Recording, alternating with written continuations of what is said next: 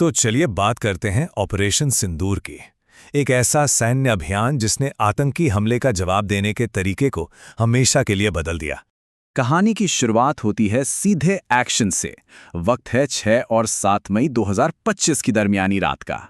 रात के 1:05 हुए हैं और अगले महज 25 मिनट के अंदर पाकिस्तान और पीओके में फैले 9 बड़े आतंकी कैंपों पर एक साथ हमला होता है। आसमान से मानो कहर बरसता है। एक दो नहीं बल्कि 24 हाई प्रिसीजन मिसाइलें और दर्जनों बम एक साथ अपने ठिकानों पर गिरते हैं। इस ऑपरेशन का कोड नेम था सिंदूर। ये एक बहुत तेज और जबरदस्त हमला था। लेकिन सवाल यह है कि आखिर इसकी नौबत आई ही क्यों? इस पूरे मामले की जड़ को समझने के लिए हमें थोड़ा पीछे जाना होगा। तारीख थी 22 अप्रैल 2025। पहलगाम में हुआ यह हमला असल में वो चिंगारी थी जिसने आग लगा दी। हुआ ये कि आतंकियों ने टूरिस्ट को निशाना बनाया, उनसे उनका धर्म पूछा और फिर 26 हिंदू पुरुषों की हत्या कर दी। ये एक ऐसी बर्बर घटना थी जिसने, कह सकते हैं, भारत के सब्र का बांध तोड़ दिया। और देखिए, पहलगाम हमले को एक अकेली घटना की तरह नहीं देखा गया, बल्कि इसे एक पैटर्न का हिस्सा माना गया। एक ऐसा पैटर्न जो दशकों से चला आ रहा था। 2001 में संसद पर हमला, फिर 2008 में 26/11, 2016 में उरी, 2019 में पुलवामा और अब 2025 में पहलगाम। इसके जवाब में भारत ने 2 मोर्चों पर एक साथ काम करना शुरू किया। एक तरफ कूटनीतिक दबाव बनाना और दूसरी तरफ एक बड़े सैन्य ऑपरेशन की ऐसी प्लानिंग जिसमें कोई गलती की गुंजाइश न हो। डिप्लोमैटिक फ्रंट पर भारत ने कुछ ऐसे कड़े कदम उठाए जो पहले कभी नहीं लिए गए थे। सिंधु जल संधि सस्पेंड कर दी गई, अटारी चेकपोस्ट बंद कर दिया गया, यहां तक कि वीजा कैंसिल किए गए, Pakistani social media accounts ban किए गए और स्ट्रीमिंग प्लेटफॉर्म से पाकिस्तानी कंटेंट भी हटा दिया गया। मतलब हर तरफ से दबाव बनाया गया। अब सैन्य प्लानिंग की बात करें तो इस मिशन के लिए जो हथियार चुने गए वो आम नहीं थे। ये सब एडवांस वेपनरी थी और सबसे खास बात यह थी कि इनकी मदद से भारतीय एयर स्पेस में रहते हुए ही दुश्मन के इलाके में काफी अंदर तक स्ट्राइक किया जा सकता था। जैसे स्काल्प मिसाइल जो इतनी नीची उड़ती है कि रडार उसे पकड़ नहीं पाता, या फिर ब्रह्मोस जो आवाज की रफ्तार से 3 गुना तेज है। इनके अलावा हैमर बॉम्ब थे जो जीपीएस के बिना भी काम करते हैं, और हार्पी ड्रोन्स, ये तो बिल्कुल शिकारी की तरह हैं जो दुश्मन के रडार सिग्नल्स को ढूंढकर उन्हें तबाह कर देते हैं। तो इन्हीं हथियारों से कुल 9 आतंकी ठिकानों को टारगेट किया गया, 5 पीओके में और 4 पाकिस्तान के अंदर। और इनमें से एक टारगेट तो बॉर्डर से लगभग 100 किलोमीटर अंदर था।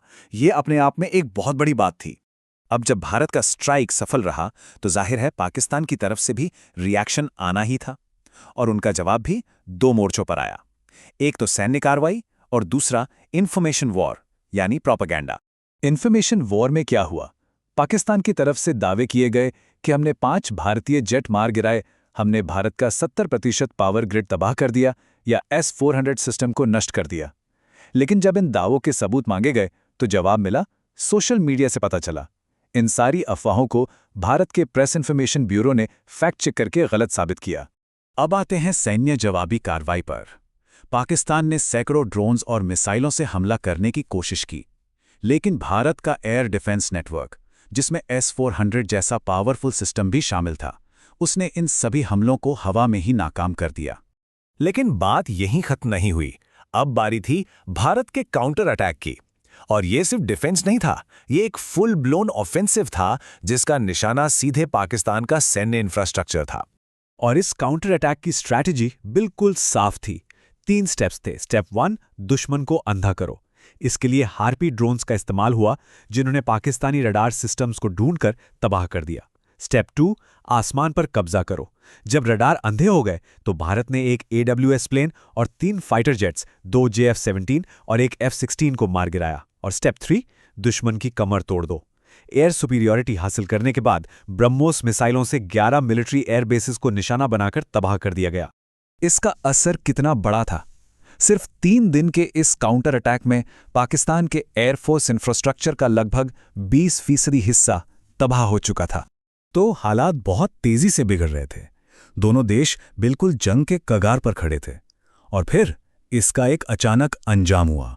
10 मई को जब पाकिस्तान ने देखा कि उनका मिलिट्री इंफ्रास्ट्रक्चर तेजी से तबाह हो रहा है, तो उनकी सेना की तरफ से सीज फायर यानी युद्ध विराम की रिक्वेस्ट आई।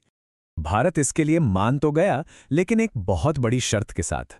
भारत ने साफ कहा कि ये कोई सीज फायर नहीं है, ये सिर्फ सैन्य कार्रवाई का निलंबन है। और नई शर्त ये थी कि अगर भविष्य में पाकिस्तान की जमीन से कोई भी आतंकी हमला होता है तो उसे सीधे सीधे एक्ट ऑफ वॉर यानी जंग का ऐलान माना जाएगा। बाद में देश के नाम एक संबोधन में प्रधानमंत्री ने इस ऑपरेशन के नाम को पहलगाम हमले से जोड़ा। उन्होंने कहा, उन्होंने हमारे बहनों का सिंदूर उजाड़ा, इसलिए भारत ने आतंक के इन मुख्यालयों को उजाड़ दिया। यहाँ सिंदूर शब्द का इस्तेमाल उस हमले से पहुंचे गहरे जज्बाती जख्म को दिखाने के लिए किया गया था। तो मई 2025 में जो कुछ भी हुआ उसने दक्षिण एशिया के रणनीतिक समीकरणों को हमेशा के लिए बदल कर रख दिया और अपने पीछे एक बहुत बड़ा सवाल छोड़ गया। क्या इस घटना ने इस इलाके में टकराव के लिए एक नया और शायद ज्यादा खतरनाक मानक स्थापित कर दिया है?